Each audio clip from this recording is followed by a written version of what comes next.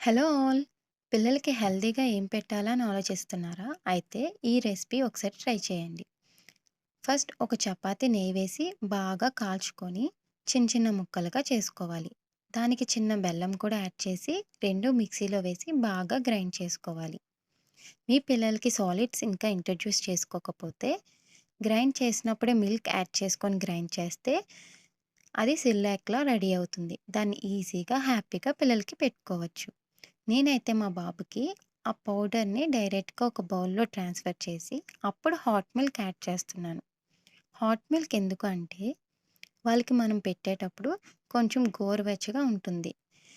So, ఇలా hot milk add చేసుకొని, అప్పుడు వాడికి నేను పెడుతున్నాను.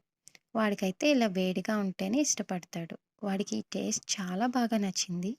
మీరు కూడా మీ పిల్లలకి ట్రై చేసి, వాళ్ళకి ఈ టేస్ట్ ఎలా నచ్చిందో, వాళ్ళెలా ఎంజాయ్ చేశారో నాకు కామెంట్ చేయండి. Okay friends, bye.